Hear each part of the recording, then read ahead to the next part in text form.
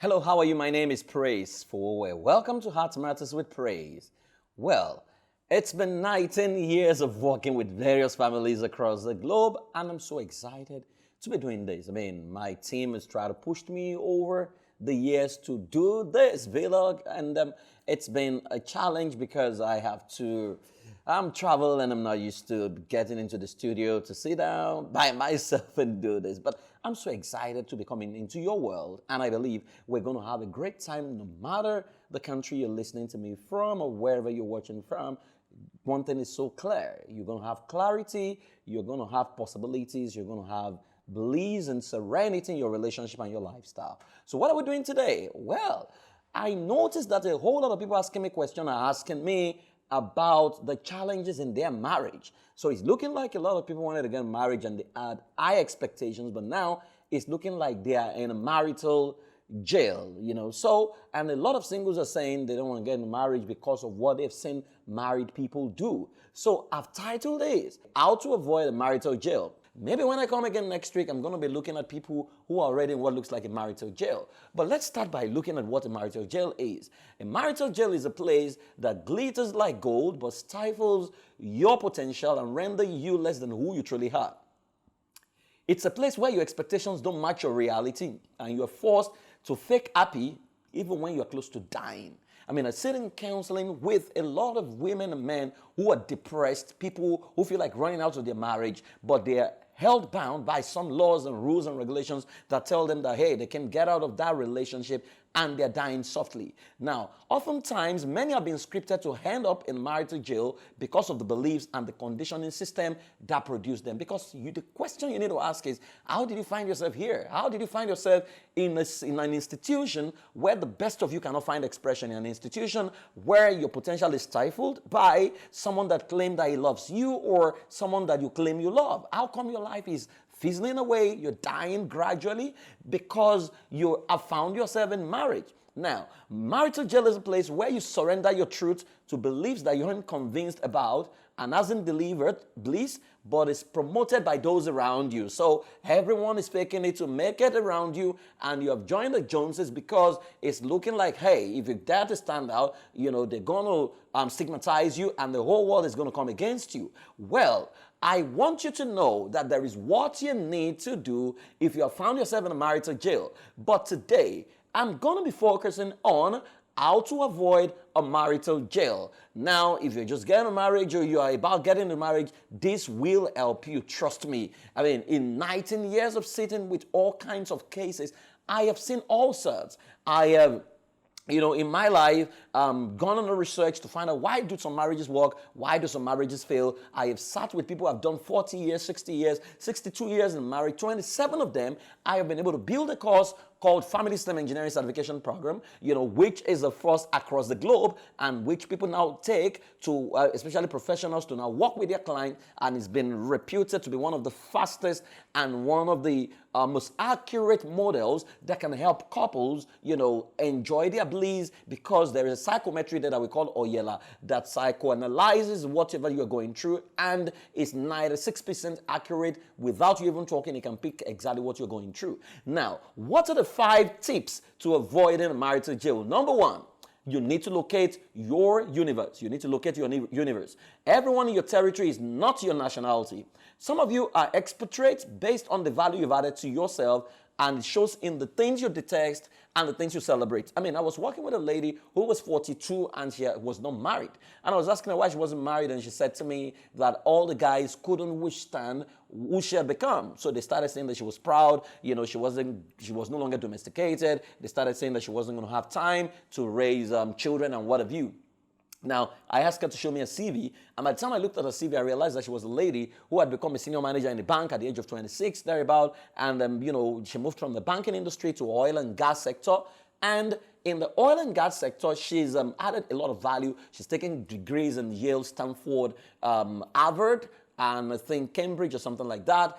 And by the reason of a training, she's no longer your typical African, or third world lady who, entire life cycle is wired around becoming the wife of a man, even though she really wanted marriage, but she didn't want a man who couldn't handle her. Meanwhile, she wanted all the guys around her were third world guys because the mother said she must marry from a particular village and she mustn't marry some kind of people. So I asked her, do you want to marry a man or do you want to marry a tribe?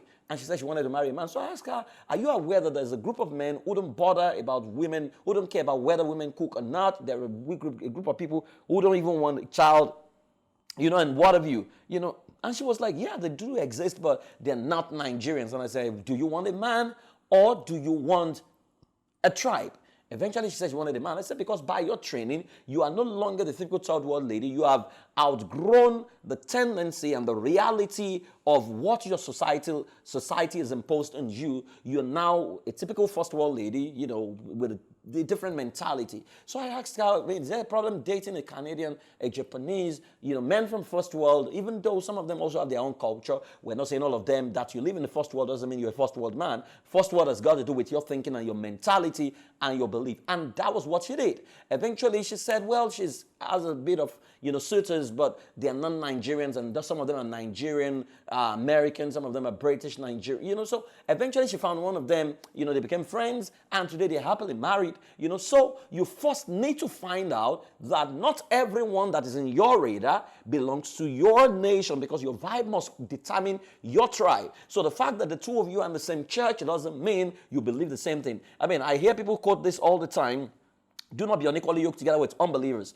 An unbeliever is someone who doesn't believe what you believe. It's that simple, right? Don't take it too far. So, for example, you as a lady, you believe that everyone should cook. The guy you are dating doesn't believe that a man should cook. That's an unbeliever to you. It may be a believer to someone else, but for you, in your world, it's an unbeliever. You're a guy, you believe that everyone must make money, and the lady you're dating believes that you must be the sole provider for the family. The lady is an unbeliever to you. So when you are equally yoked together with her, you will be unequally yoked eventually, and there's going to be crisis. So number one, locate your universe. Number two, accept yourself without apologies and clarify your expectation. Truth is, no one is doing you a favor by getting married to you, right? Your esteem must be intact before you show up at the marital table. And clearly, you need to state your current reality to be sure the person you're considering can stand your true essence. There is no point hiding yourself because you want to get a marriage. You don't want to trick someone or fake it till you make it. No, you need to accept yourself without apologies. I am a woman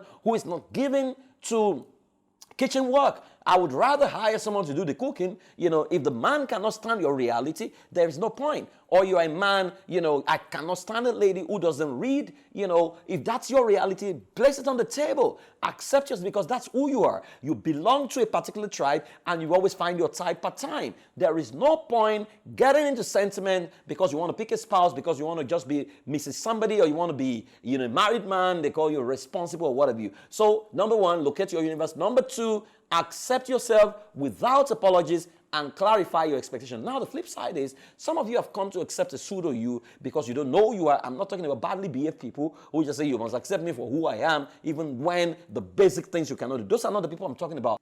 I am talking about people who have developed themselves, placed value on themselves. They love themselves enough and they've become an asset to their world. That's what I'm talking about. Number three, define every entry and exit in your life.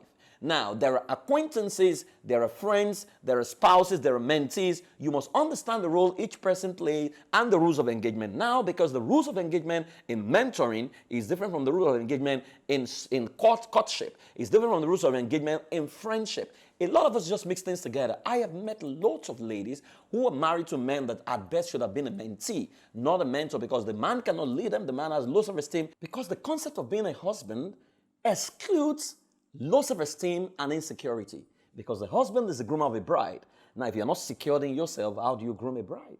So, you need to understand what you're dealing with. You cannot be a lady. You want to get married, and the guy is already giving you rules and regulations. Now, if that is fine by you, that's fine. But if you're given and you're driven, you want to achieve and you want to become the best of your type, and he's already saying you're not going to work. Same way, if you're a guy, you need to understand that you don't just get into marriage out of emotions. Right, so you need to define every entry and exit around your life. There are people coming into your world, they're just business partners. That's where it must end. There are people who are mentees. Don't turn them to spouses unless they've upgraded themselves and they've, added enough value to actually lead you. Now, number 4, get a mental detox. Break the frame of stereotyping and embrace team-centered relationship. The rules of the past may not be strong enough to support your reality and drive the future. If you're still believing that in this age and time, you need to keep a woman in your house and she's just going to make babies for you, she's not going to go to work, if that's what you want, well, look for women like that. But there is no point marrying someone who has already told you she wants to also develop herself and become the best, and you're trying to talk the person into staying at home, right? So you need to get a mental detox and break yourself free from that frame. Number 5, lay your cards on the table and agree on the culture both of you want to embrace. It must be done before marriage. You need to agree, because marriage is the coming together of a man and a woman from 2 different nations to create a new nation whose culture will promote the best interest of all and will give our world rest. So you need to agree on the culture. Whether you want to embrace a first world culture or a third world culture, you need to agree. So at the end of the day, you need to find a way to ask yourself, what exactly do you want to believe? Because, there's so many stereotyping that we've believed over time. Man is logical, a woman is emotional. Those were based on research of yesteryears. Now, men are both logical and emotional. I hope this has helped someone out there, and I hope this saves you from getting into marital jail. When I come next week, we will look at those who are already in the marital jail. What do they need to do? 5 tips that can help you if you're already in the marital jail and how to break free from it. My name is Praise Forward. Thank you so much for joining me. Please tell your friends to subscribe to my channel, because here I'm going to be laying it bare, everything you need to know about your relationship, about your family life. I am the best that exists out there. There is no other person that does this deep and that can do it better than this. My name is Praise Forward. Bye-bye.